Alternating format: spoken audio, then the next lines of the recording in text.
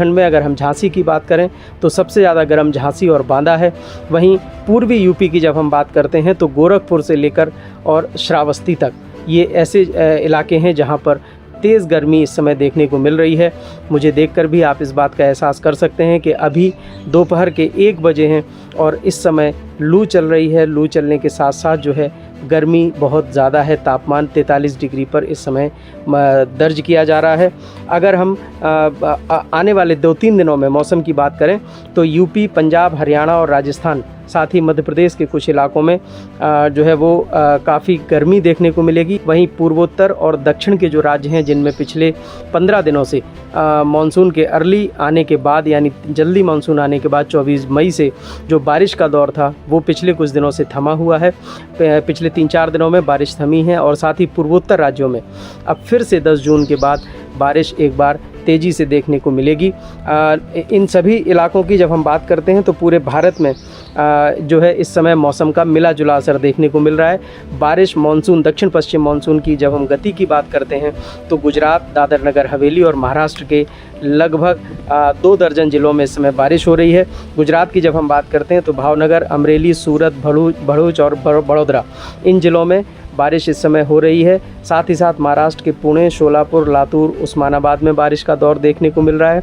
साथ ही छत्तीसगढ़ के बस्तर और कोंडागांव में भी इस समय बारिश हो रही है। इसके अलावा दक्षिण में आंध्र प्रदेश और तमिलनाडु के तमाम तटवर्ती इलाकों में, ज़िलों में जो है वो बारिश को देखते हुए मौसम विभाग ने स्थानीय लोगों को सलाह दी है, जो समुद्र के तटीय इलाकों के लोग हैं, कि वो अपने घरों में रहें, समुद्र में ना जाएं, साथ ही साथ पेड़ों के नीचे ना रहें, क्योंकि 10 जून के बाद एक बार फिर से मौसम बदलेगा और उत्तर एवं मध्य भारत में खासतौर से दिल्ली, पंजाब, हरियाणा, राजस्थान, दिल्ली एनसीआर का पूरा इलाका, पश्चिमी यूपी और पूर्वी यूपी, इनमें जो है 11 जून से एक बार फिर से बारिश का एक छोटा स्पेल देखने को मिलेगा, जो शायद 2 दिन का होगा, ऐसा भी अनुमान है।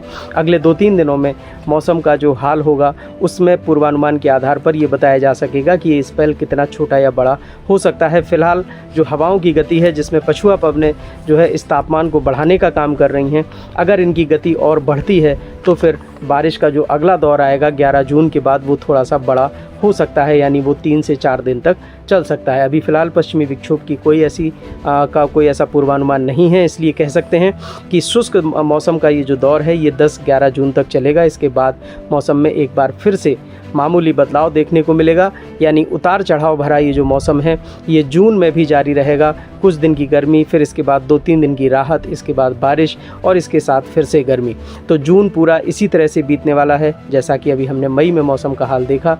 बहुत ज़्यादा बदलाव परिस्थितियों में देखने को नहीं मिलेगा। तो इस अपडेट के साथ मैं निर्मल यादव जल्द ही नए अपडेट के साथ आपके साथ फिर हाजिर होंगे। तब तक के लिए नमस्कार। सर का पसीना जब माथे को आता है वो किसान है जो अपने दम पर फसल को उगाता है। आन है, बान है, शान है, किसान है। किसान इंडिया, चलेगा हल, बढ़ेगा बल।